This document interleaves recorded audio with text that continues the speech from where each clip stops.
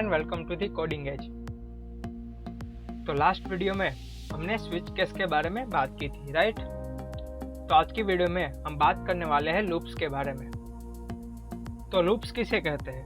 कोई चीज़ बार बार रिपीट हो रही है उसे हम लूप्स कहते हैं। कोड में अगर आप चाहते हो कि कोई लाइन बार बार सेम काम करे तो उस केस में आप लूप लगा सकते हो।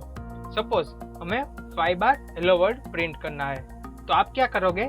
सिंपल हेलो वर्ल्ड 5 बार प्रिंट कर देंगे, राइट। लेकिन मैं आपको ये कहूँ कि मुझे 1000 टाइम हेलो वर्ल्ड चाहिए, तो आप क्या करोगे? तो इस कंडीशन में आप लूप यूज कर सकते हो। लूप में ऐसे करना है कि आपको एक बार हेलो वर्ल्ड लिखना है और आपको बताना है कि आप कितनी बार इस स्टेटमेंट को प्रिंट कराना चाहते हो। तो लूप्स के बारे में हम कुछ बात करते हैं। तो loops can execute a block of code as long as specified condition is reached। तो इसका मतलब क्या होता है? ब्लॉक ऑफ कोड को आप तब तक एग्जीक्यूट कर सकते हो जब तक कोई कंडीशन स्पेसिफाई नहीं हो जाती। जैसे कि मैंने आपको बताया कि हमें 1000 बार हेलो वर्ल्ड को प्रिंट करना है, तो आपने अगर लूप को चला के छोड़ दिया और उसको बताया ही नहीं कि 1000 के बाद हमें रुकना है, तो वो 1000 के बाद भी हेलो वर्ल्ड प्रिंट करता जाएगा, ठीक है। तो जावा के अंदर 3 टाइप्स के लूप होते हैं। First for loop, second while loop and third do while loop. और आज की वीडियो में हम बात करने वाले हैं फॉर लूप के बारे में। तो आपको फॉर लूप की सिंटैक्स को इस तरह से लिखना है।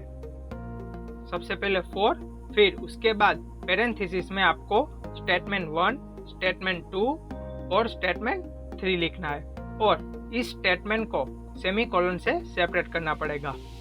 और उसके बाद एक कर्ली ब्रेसिस में आपको जितनी भी लाइन लिखनी है वो आप लिख सकते हो, ठीक है, और वो लाइन एग्जीक्यूट होगी। तो स्टेटमेंट 1 होती है इनिशियलाइजेशन। तो इसका मतलब है कि आप चाहते हो कि लूप कहाँ से स्टार्ट करनी है। इनिशियलाइज का मतलब आप कहाँ से स्टार्ट करना चाहते हो। अगर मैं बोलूँ कि हमें 1 to 50 चाहिए, तो हमें लूप को 1 से इनिशियलाइज करना पड़ेगा, ठीक है। अब बात करते हैं स्टेटमेंट 2 के बारे में। तो स्टेटमेंट 2 होता है कंडीशन, और अगर ये कंडीशन ट्रू होगी तभी आप लूप में एंटर कर सकते हो।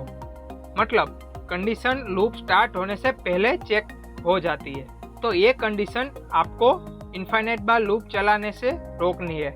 जैसे कि मैंने बताया कि हमें 1 to 50 काउंट करना है, तो आप चेक करोगे कि आप 50 तक पहुंच गए।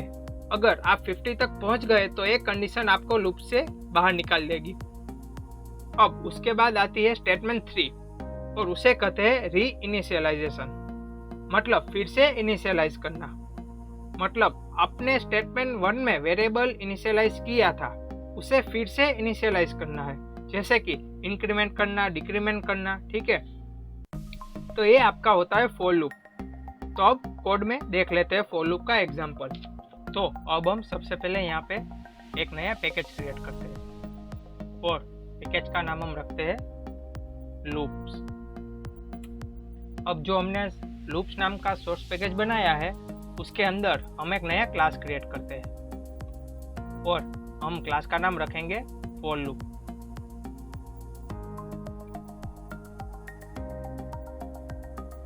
तो अब ये हमारा क्लास क्रिएट हो चुका है और हमने क्लास का नाम रखा है फॉर लूप। तो अब हम सबसे पहले यहाँ पे लिख लेते हैं पब्लिक स्टैटिक वॉइड मेन। अब उसके बाद हम यहाँ पे सबसे पहले फॉर लूप का यूज करते हैं। तो उसके लिए सबसे पहले हम यहाँ पे लिखेंगे फॉर, फिर पैरेंथेसिस में हम स्टेटमेंट लिखेंगे, स्टेटमेंट 1, स्टेटमेंट 2 एंड स्टेटमेंट 3। तो सबसे पहले मैं int i is equal to 0 ले लेता हूँ, फिर i लेस देन 50, क्योंकि हमें 0 से 50 काउंट करना है, ठीक है। या फिर हमें 50 टाइम हेलो वर्ल्ड लिखना है, फिर सेमीकोलन, और उसके बाद i प्लस प्लस, या फिर आप i+1 भी कर सकते हो। तो हम यहाँ पे 1 का इंक्रीमेंट करेंगे क्योंकि हमें लूप को 50 बार चलाना है, राइट। और उसके बाद यहाँ पे कर्ली ब्रेसेस और यहाँ पे हम प्रिंट कराएंगे system.out.println और उसके अंदर हम प्रिंट कराएंगे हेलो वर्ल्ड।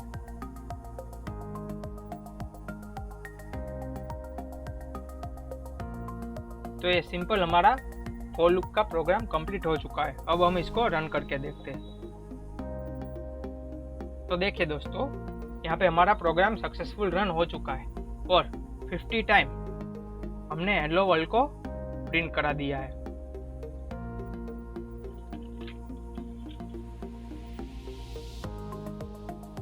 तो यहाँ पे क्या हुआ कि आप फॉर लूप के अंदर आए, आपने इनिशियलाइज कर रखा है आई को 0 से और लूप में जाने के पहले आपने चेक किया कि क्या आपकी कंडीशन ट्रू है, तो आपका आई यहाँ पे 0 है, तो 0 लेस देन 50, राइट। तो ये कंडीशन ट्रू हो गई। अब आप लूप में चले गए और आपने हेलो वर्ल्ड प्रिंट कर लिया। उसके बाद आप यहाँ स्टेटमेंट 3 में आ जाते हो, जहाँ पे लिखा है आई प्लस प्लस, मतलब कि आपने आई को री इनिशियलाइज कर दिया। पहले आई की वैल्यू 0 थी, अब आई की वैल्यू 1 हो चुकी है। अब फिर कंडीशन चेक होगी। अब यहाँ पे आई इज इक्वल टू 1 हो गया, तो 1 लेस देन 50 है, तो यह कंडीशन हमारी ट्रू हो गई। तो हाँ, 1 लेस देन 50 है, तो ये कंडीशन फिर से ट्रू हो गई और आप फिर से लूप में आ गए और दोबारा हेलो वर्ल्ड प्रिंट हो जाएगा। तो ये चलता रहेगा जब तक आई की वैल्यू 49 नहीं हो जाती। जब आई की वैल्यू 49 होती है तो 49 लेस देन 50, तो फिर से हेलो वर्ल्ड प्रिंट हो जाएगा। उसके बाद आपने फिर से आई को री इनिशियलाइज कर दिया, मतलब आई की वैल्यू अब हो चुकी है 50। फिर आपने कंडीशन चेक कर ली, आई लेस देन 50, मतलब 50 लेस देन 50 है तो नहीं, तो ये कंडीशन आपकी फॉल्स हो गई। जैसे ये कंडीशन फॉल्स हो जाएगी तो आप लूप से बाहर आ जाओगे। अब और एक एग्जांपल देख लेते हैं फॉर लूप का, 1 से लेके 100 तक ओड नंबर का। तो सबसे पहले मैं यहाँ पे ये सब निकाल देता हूँ। अब मैं सबसे पहले यहाँ पे फॉर लूप लेता हूँ, उसके अंदर int i is equal to 1 लेता हूँ, क्योंकि ओड नंबर 1 से स्टार्ट होता है। अब कंडीशन लेता हूँ आई लेस देन 100 और उसके बाद यहाँ पे सेमीकोलन करता हूँ। फिर i is equal to i plus 2, क्योंकि हमें यहाँ पे नंबर इंक्रीमेंट करना होगा। ओड नंबर मतलब 1, 3, 5, मतलब 2 से इंक्रीमेंट करना होगा, इसलिए i is equal to i plus 2। और हम यहाँ पे प्रिंट कराते हैं आई को। डायरेक्ट मैंने आई की वैल्यू यहाँ पे असाइन कर दी। अब इसको हम रन करते हैं। तो देखिए दोस्तों, हमारा प्रोग्राम सक्सेसफुल रन हो चुका है और यहाँ पे 1 से 100 तक के ओड नंबर आ चुके हैं। देखिए 1, 3, 5, 7, 9, 11 से लेके 99 तक। तो अब आपको फॉर लूप समझ में आ गया। अब 1 से लेके 10 तक का सम करते हैं और उसका प्रोग्राम देखते हैं। 1 + 2 + 3 + 4 से +10 तक, मतलब कि 1 से लेके 10 तक का हमें सम करना है। तो उसके लिए मैं सबसे पहले ये सब निकाल देता हूँ।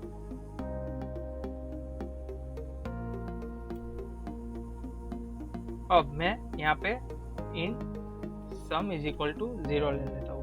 सम नाम का हमने एक वेरिएबल लिया और मैं दूसरा वेरिएबल लेता हूँ n, उसकी वैल्यू लेता हूँ 10, क्योंकि हमें 10 तक का सम करना है। अब मैं फॉर लूप का यूज करता हूँ।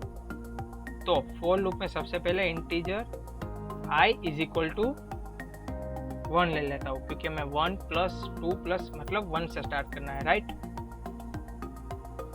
और कंडीशन रखता हूँ i less than equal to n और i प्लस प्लस। अब यहाँ पे sum is equal to sum plus i, right. और मैं यहाँ पे प्रिंट करा लेता हूँ system.out.println और उसमें मैं सम को असाइन कर देता हूँ। अब इस प्रोग्राम को हम रन करके देखते हैं। तो देखिए दोस्तों, हमारा आउटपुट आ चुका है 55, मतलब 1 + 2 + 3 से 10 तक का सम होता है 55।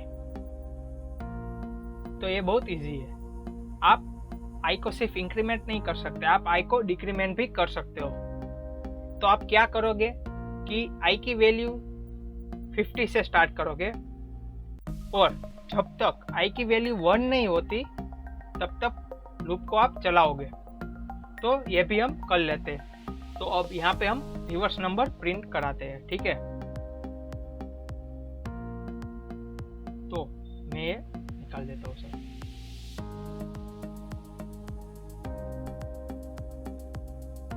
अब मैं यहाँ पे डायरेक्ट फॉर लूप लेता हूँ और उसके अंदर इंट i = 50 लेता हूँ, क्योंकि हमें रिवर्स नंबर प्रिंट कराना है।